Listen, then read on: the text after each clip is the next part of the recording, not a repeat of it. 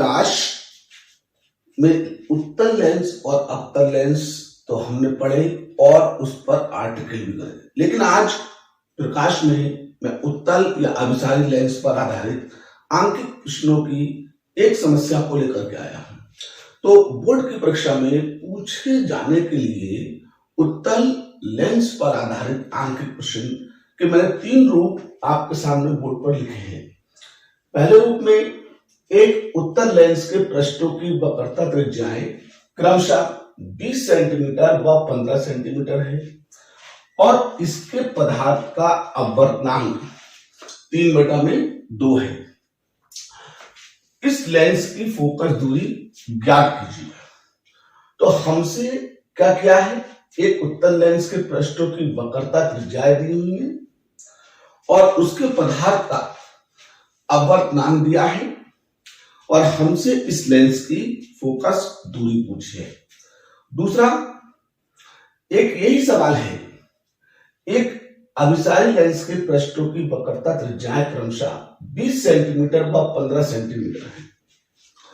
इसके पदार्थ का अपवर्तनांक 3/2 है।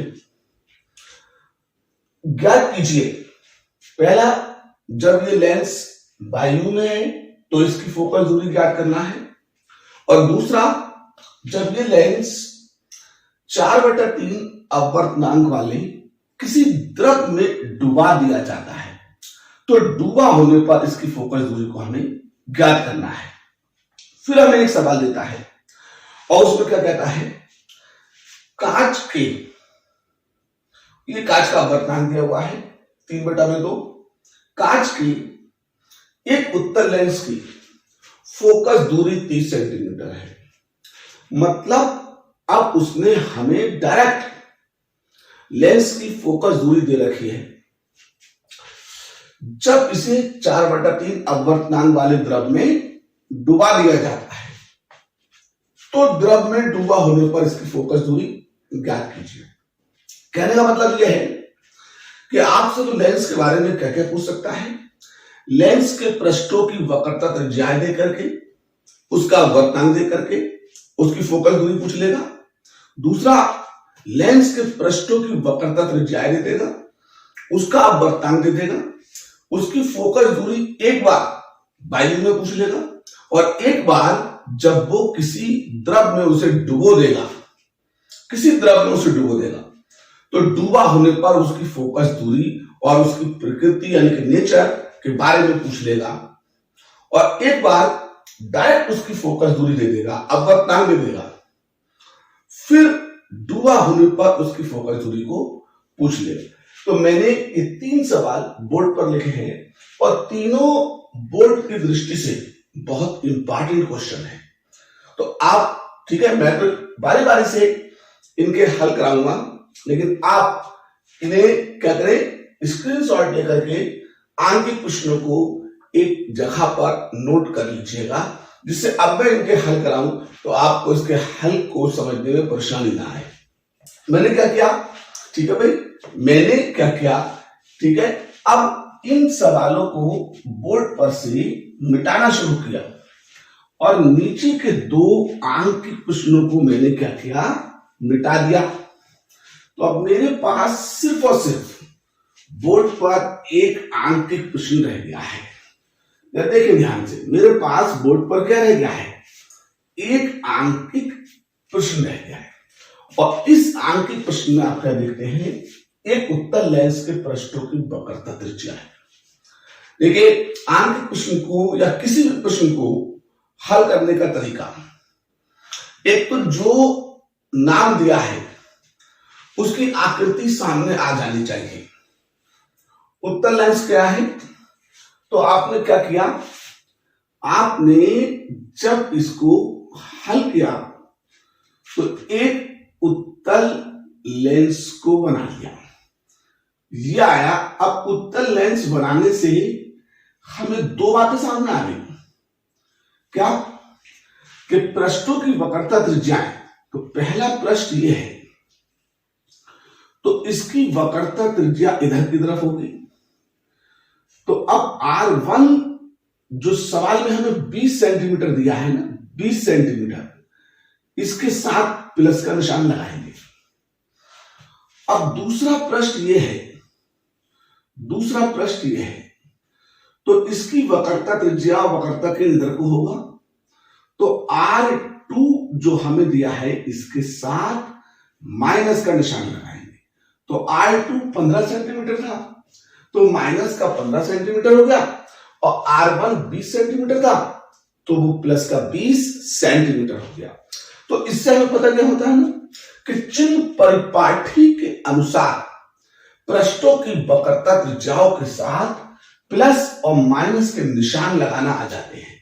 तो आप भी ऐसा कीजिएगा कि आप जब प्रकाश की घटनाओं पर आधारित आंकित प्रश्न कर रहे हो तो उस वक्त में, ठीक है, जिस लेंस को या जिस दर्पण को कहे उसको आप बना करके ना एक गलती करने से बच जाएंगे, चिन्ह परिपाठी में चिन्ह लगाने से। तो आपसे हमेशा ही सही चिन्ह लगेगी। तो यहां पे मैंने क्या किया है, मुझे पृष्ठों की वक्रता त्रिज्याएं R1 और R2 मिल गई। R1 प्लस की क्यों ली है, क्योंकि ये पहला पृष्ठ है और ये पहले पृष्ठ के दाईं ओर है, और दाईं ओर की दूरियां सब प्लस की होती हैं। अब R दूसरा पृष्ठ है और R2 दूसरे पृष्ठ के बाईं ओर है। तो अकॉर्डिंग टू, ठीक है, साइन डिटरमिनेशन, चिन्ह परिपाटी के अनुसार ये वाली दूरी माइनस की लिखी जाएगी। अब हमें इसके पदार्थ का अपवर्तांक दिया हुआ है, तो अब अपवर्तांक को n से लिखते हैं, और n हमें उसने 3/2 दिया हुआ है। 3/2 भाग दे ले इसे, तो 1.5 कह लेंगे। अब ये लेंस कहीं तो रखा होगा, तो आप मान लीजिए वायु में दिया हुआ है, तो आपने A और G यानी कि कांच का लेंस था, वायु में रखा हुआ था। अब आपसे पूछा क्या है, इसकी फोकस दूरी पूछी है। तो मैंने लेंस की फोकस दूरी का सूत्र जो पढ़ाया था वो 1/FA बराबर ANG माइनस का 1/R1 माइनस 1/R2 को पढ़ाया था। अब हमें ANG दिया है वो लगा देंगे, R1 R2 दिया है वो लगा देंगे, और लेंस की फोकस दूरी तक पहुंच जाएंगे। तो 1/FA 1.5 माइनस का 1 और 1 में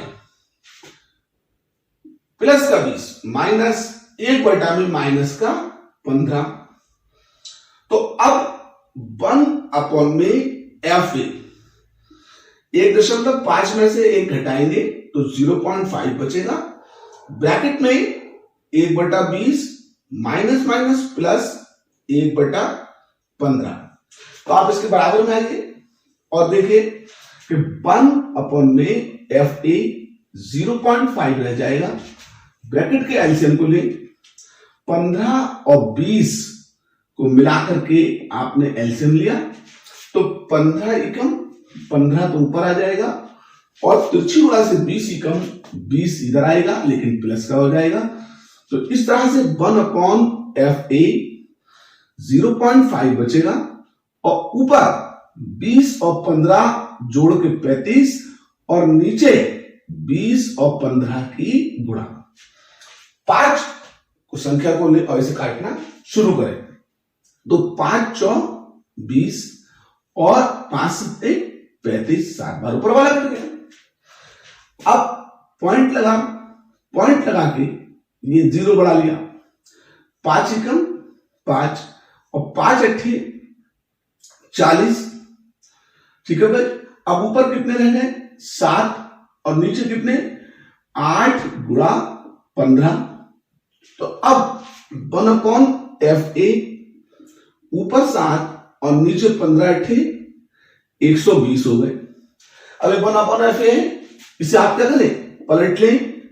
तो पलटने पर तो FA जब निकालेंगे तो 120/7। अब दिल जाता है तो आप भाग दे लीजिए, 7 एकम 7, तो कितने बचे 12 है, 5 बचे, तो हमने क्या किया, एक हमारे पास 0 है तो 50 हो गए, 7 सत्ते 49, बचा 1, पॉइंट लगाया, ठीक है, वो 10 हो गए। तो फिर आपका 7 एकम 7। तो इस तरह से उस लेंस की फोकस दूरी प्लस की 17.1 सेंटीमीटर आ जाएगी। तो क्या देखा हमने, एक हमारे पास उत्तल लेंस के पृष्ठों की वक्रता त्रिज्याएं क्रमशः 20 सेंटीमीटर व 15 सेंटीमीटर है। इसके पदार्थ का अपवर्तनांक 3/2 है और इस लेंस की फोकस दूरी हमसे उसने क्या की थी, ज्ञात करवाई थी। तो हमने क्या किया, सबसे पहले उत्तल लेंस को बनाया, उसके बाद उसके पृष्ठों के अनुसार प्लस माइनस के चिन्ह लगा करके उसके पृष्ठों की वक्रता त्रिज्याएं लिखी। हमको उसके पदार्थ का अपवर्तनांक दिया था और हमने लेंस की फोकस दूरी के सूत्र को लगा करके कैलकुलेशन करके इस उत्तल लेंस की फोकस दूरी को ज्ञात कर लिया है। तो ये तो है आपके लेंस की फोकस दूरी। अगर पृष्ठों की वक्रता त्रिज्याएं और पदार्थ का अपवर्तनांक दिया हो तो किस तरह से निकालते हैं, ये तो पहला सवाल हुआ। अब इसी में दूसरा सवाल वो कैसे दे सकता था, तो मैंने अभी आपको लिखा था, ठीक है। तो मैं उस सवाल को फिर से पढ़ता हूं और मैंने आपसे कहा भी था कि आप उसका स्क्रीनशॉट लीजिएगा। तो क्या हुआ कि मैंने जब उस सवाल को लिखा तो मैंने उसमें कहा कि एक उत्तल लेंस है, उसके पृष्ठों की वक्रता त्रिज्याएं इतनी है जितनी दी हुई है, ठीक है भाई। एक उत्तल लेंस, इसके पृष्ठों की वक्रता त्रिज्याएं जितनी दे रखी है उतनी ही है और इसके पदार्थ का अपवर्तनांक भी यही है, ठीक है। तो इसकी एक बार तो उसने बाह्य फोकस दूरी निकलवाई है और जब इसे 1 यानी कि 3 या 4/3 अपवर्तनांक वाले द्रव में डुबो दिया है तो डूबा होने पर इसकी फोकस दूरी निकलवाई है, ठीक है। तो देखिए अब ये यदि वायु में है तो फोकस दूरी इतनी आई। अब हमसे क्या कहता है कि इसे मैं आगे सवाल बढ़ा दूं इसके, ठीक है। तो मैंने जब सवाल को इसके आगे बढ़ाया तो ये वाली फोकस दूरी तो आपकी निकल चुकी है। अब इस फोकस दूरी को इस वक्रता त्रिज्या पे निकाल लिया है। अब हम पढ़े सवाल अगले रुख पर, बोले इसे 4/3 अपवर्तनांक, थोड़ा सवाल आगे बढ़ा दिया, अपवर्तनांक के द्रव में डूबा होने पर फोकस दूरी ज्ञात करनी है। भाई बड़ा आसान काम हो गया, ठीक है, ज्ञात करनी है। तो अभी आपने क्या देखा, वायु में फोकस दूरी तो इतनी थी।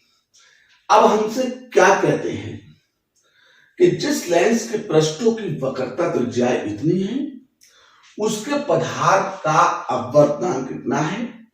कहते हैं अब इसे काय में डुबो दिया है, ठीक है, किसी द्रव में डुबो दिया है। तो द्रव में डूबा होने पर इसकी फोकस दूरी और प्रकृति उसने हमसे क्या करी है, पूछी है। तो हमने क्या किया ना, जरा सा ध्यान दीजिए, बस जरा सा ध्यान दें। देखिए जब ये वायु में था तो इसकी फोकस दूरी अभी आपने निकाली थी कि, ठीक है, जो भी आई 120/7 सेंटीमीटर आई थी। इसको मैंने यहां पर लिख दिया है, अभी कैलकुलेशन मैंने मिटाई है। अब कहते हैं इसे द्रव में डुबा दिया है, डूबा होने पर। तो आप क्या करेंगे ना, डूबा होने पर जब फोकस दूरी लिखेंगे तो प्रकाश द्रव से कांच में जाएगा, लेकिन द्रव से कांच में जाएगा तो द्रव के अंदर सूरज तो है नहीं, सूरज तो वायु और निर्वात में है। तो इसका मतलब पहले प्रकाश वायु से द्रव में जाएगा और उसके बाद द्रव से क्या होगा, कांच में जाएगा। तो हमने क्या किया, पहले प्रकाश वायु से द्रव में गया तो द्रव का अपवर्तनांक दिखा, फिर द्रव से कांच में जाएगा और ये ANG के बराबर होगा। वायु से द्रव और द्रव से कांच। अब आपको, ठीक है, ANL दिया हुआ है 4/3, तो 4/3 ये आपने द्रव का अपवर्तनांक दिया हुआ था, वो लिखा। अब LNG ये हमें पता नहीं था, और ANG उसने हमें दिया हुआ है कि कांच का अपवर्तनांक कितना है, 3/2 है। तो हमने इसकी जगह पे 3/2 लिखा। अब इस 3 की तिरछी गुणा यहां कर दें, तो 3 की तिरछी गुणा यहां की, और इस 4 की तिरछी गुणा 2 के साथ कर दें, तो इधर LNG बचेगा। अब LNG 9/8 हो गया, 9/8 हो गया। ठीक है। अब हमसे द्रव में डूबा होने पर फोकस दूरी पूछी है, द्रव में फोकस दूरी पूछी है, तो यानी कि हमसे उसने FL पूछा है। तो सूत्र वही साधारणता है, फोकस दूरी का सूत्र वही साधारणता है जो आपने पढ़ा है कि 1/f बराबर n-1, और एक ब्रैकेट में 1/r1 माइनस 1/r2। तो सूत्र वही साधारण सा है, लेकिन जब द्रव में है तो L लग गया, L फॉर लिक्विड। तो प्रकाश किरण द्रव से कांच में गई है, और द्रव से कांच में गई है, तो कांच का द्रव के सापेक्ष अपवर्तनांक आपने ज्ञात कर लिया है।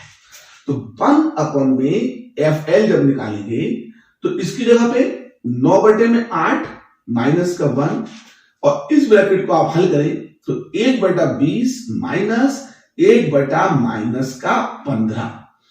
अब 1/FL, तो अब 9/8 एलसीएम लीजिए, 8 ही कम 8, तो 9 माइनस 8/8 हो गया। ठीक है। अब कहां पर आए हम लोग, इसे हल किया तो 20 और 15 को एलसीएम लिया, तो फिर माइनस माइनस तो प्लस हो गया, और 15 ही कम 15 और 20 ही कम 20 हो गए। ये देखेंगे, माइनस माइनस तो प्लस हो गया, और 15 ही कम 15 और 20 ही कम 20 हो गए। 9 में से 8 गया तो आपका कितना बचेगा, 1, तो 1/8 हो गया, गुणा का निशान। 15 और 20 35 हो गए। अब 20 और 15 आपके पास है, क्या करें, 5 से काटिए, तो 5 सत्ते 35 और 5 तिया 15। अब ऊपर देखिए क्या बचा, ऊपर तो सिर्फ 7 बचा, नीचे 8 भी है, 20 भी है और 3 भी है। तो पहले तो आपने 8 ऐसे लिख रहने दिया, और 20 तिया 60 हो गए। फिर 1/FL थोड़ा आगे और बढ़े, तो 7 ऐसे लिखा रहने दिया, और अब 1 0 ऐसे लिखा, और 8 6 48, नीचे 480 हो गए। पलटे, जब आप इसे पलटेंगे तो पलटने पर तो FL जो हो जाएगा 480/60 हो जाएगा। अब आप इसे चाहो तो भाग दे लो, तो जब इसे भाग देंगे तो आपका 7 6 42, 49 तो होगा नहीं, ज्यादा हो जाएगा, तो 7 6 42, 48 में 7 से भाग दिए, बचे कितने, 6। अब जब 6 बचे उसके साथ में कितने हो गए, 60, तो फिर 7 8 56, फिर 7 पंगे 35, तो ये प्लस के, ठीक है, कितनी आएगी, 68.5 सेंटीमीटर आ जाएगी। तो इस तरह से आपने क्या देखा कि अगर किसी लेंस को हमें क्या करे, वो ठीक है दे, उसके पृष्ठों की वक्रता त्रिज्या दे और उसका अपवर्तनांक दे, तो पहले तो हम उसकी क्या करेंगे, वायु में फोकस दूरी अगर पूछी है तो निकालेंगे, और नहीं पूछी है तो हम उसे नहीं निकालेंगे। लेकिन अब द्रव में जब वो डुबोएगा तो जिस द्रव में डुबोएगा उस द्रव का अपवर्तनांक देगा। तो अब उसमें डूबा होने पर फोकस दूरी पूछे ना, तो आप डूबा होने पर पहले कांच का अपवर्तनांक निकालेंगे। क्यों? क्योंकि फोकस दूरी निकालते वक्त जिसमें कांच या जिसमें लेंस रखा है उसके सापेक्ष लेंस के पदार्थ का अपवर्तनांक पता होना चाहिए। तो हमने क्या किया सबसे पहले, ठीक है, हमने द्रव में डूबा होने पर द्रव के सापेक्ष कांच के अपवर्तनांक को निकाला। अब अपवर्तनांक मिल गया, पृष्ठों की वक्रता त्रिज्या उसने हमें दे रखी थी, वही पुराना सूत्र लेंस की फोकस दूरी का सूत्र लगाया और फिर जरा सी कैलकुलेशन की तो द्रव में डूबा होने पर हमें फोकस दूरी उसकी क्या हो गई, मिल गई। ठीक है भाई, तो एक तो ये इस तरीके से आएगा। अब अगर वो हमें लेंस को, ठीक है, दे, उसकी फोकस दूरी एक बार दे दे और उसके पदार्थ का अपवर्तनांक दे दे, फिर उसे जिस द्रव में डुबोए उसका अपवर्तनांक दे दे और फिर हमसे डूबा होने पर फोकस दूरी पूछे, तो आप इस तरीके के सवाल को देखें आप। ठीक है, जैसे पृष्ठों की वक्रता त्रिज्याएं वो हमें दे या ना दे उससे कोई मतलब नहीं रह गया। पृष्ठों की वक्रता त्रिज्याएं दे या ना दे उससे कोई मतलब नहीं रह गया। जैसे मैं सवाल को सही करता हूं, ठीक है, एक उत्तल लेंस के पृष्ठों की वक्रता त्रिज्याएं इतने व इतने सेंटीमीटर है, ठीक है, तो ये ना दे, ये बिल्कुल ना दे। अब यहां से सवाल को वो क्या करे, ठीक है, यहां से वो सवाल को क्या करता है, एक उत्तल लेंस की, ठीक है, एक उत्तल लेंस की फोकस दूरी, एक उत्तल लेंस की फोकस दूरी, अब हमसे कह दे वो कोई मान दे दे, ठीक है, कि 30 सेंटीमीटर है, 30 सेंटीमीटर है, ये दे दी इसने, तथा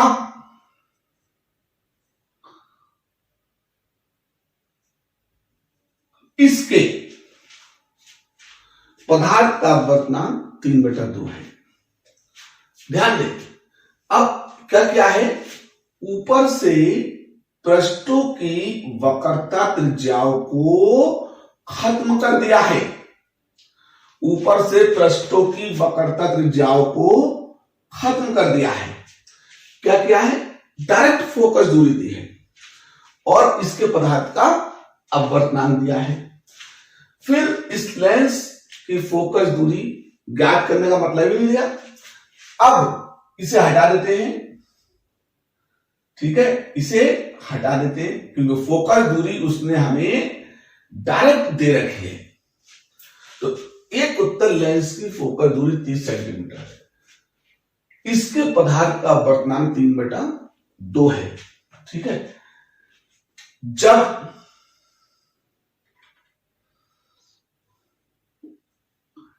इस लेंस को, जब इस लेंस को वायु के सापेक्ष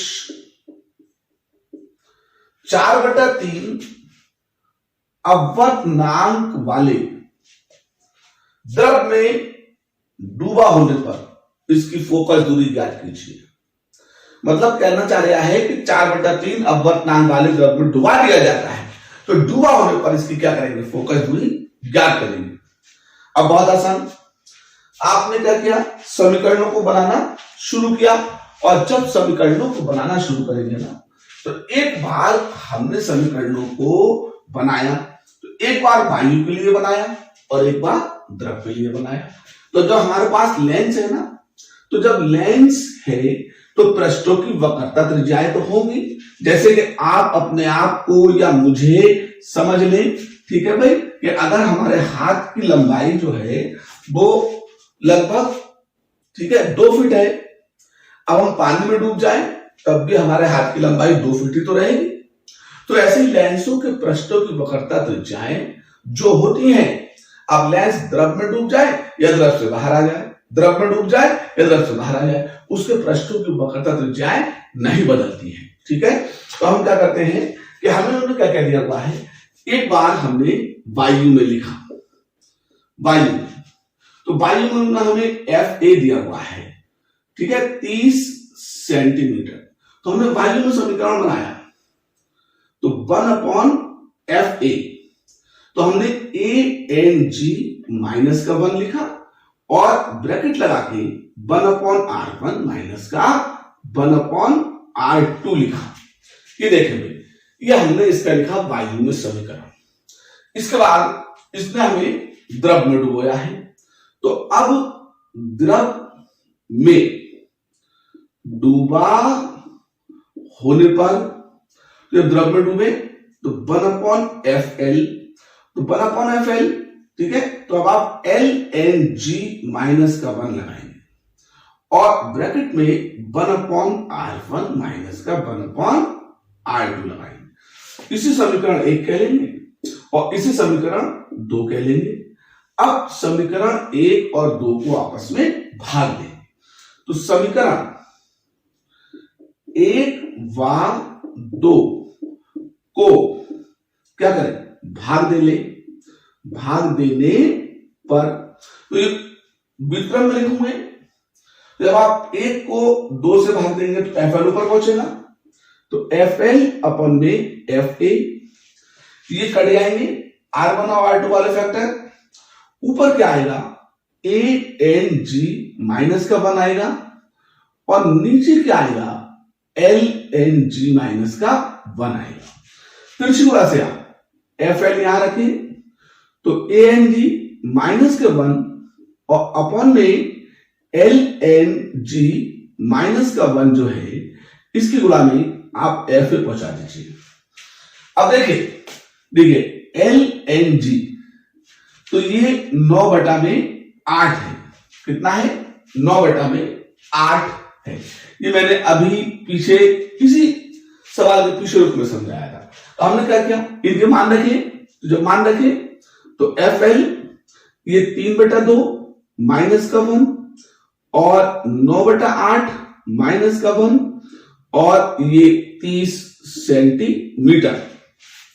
ऊपर हल किया तो FL, जब इसे हल किया तो ये कितना बचेगा, ठीक है, हाँ शाबाश। जब हम दिया तो 3 में से 2 गया, 1 बचा, ऊपर 1/2, नीचे 1/8 बचेगा और ये 30 सेंटीमीटर आएगा। अब 8 ऊपर और 2 नीचे आ जाएगा, ठीक है। तो अगले पद में क्या आएगा, 8 ऊपर और 2 नीचे और 30 सेंटीमीटर। तो हमने इससे काटा, तो 2 चौक 8 और 3 चौक 12, तो FL बराबर प्लस के 120 सेंटीमीटर आ जाएगा। क्या आ जाएगा, प्लस के 120 सेंटीमीटर आएगा। तो इस क्लास में मैंने आपको एक ही लेंस को लेकर के और एक ही तरह के सवाल को 3 तरह से पूछा है। तो आपको अच्छी तरह से ये समझ में आ गया होगा कि उत्तल लेंस अगर वायु में है और पृष्ठों की वक्रता त्रिज्या दी है, तो अब वर्तमान पदार्थ का दिया है, तो उसकी फोकस दूरी कैसे निकालेंगे। अब उसी लेंस को अगर किसी द्रव में डुबो दिया है, तो फिर उसकी द्रव में डूबा होने पर फोकस दूरी कैसे निकालेंगे। तो मैं तो यही उम्मीद करता हूं कि इसमें क्लास के अंदर मैंने आपको उत्तल लेंस के द्रव में डूबा होने पर या फिर वायु में होने पर फोकस दूरी को निकालना समझाया है। आप इसकी एक बार प्रैक्टिस कीजिएगा, आपको ये खूब समझ में आएगा और आगे आने वाली बोर्ड की परीक्षा हो या कोई, ठीक है, प्रतियोगितात्मक परीक्षा हो, उसमें आपको ये बहुत आसानी हो जाएगा। तब तक के लिए जय हिंद, जय भारत।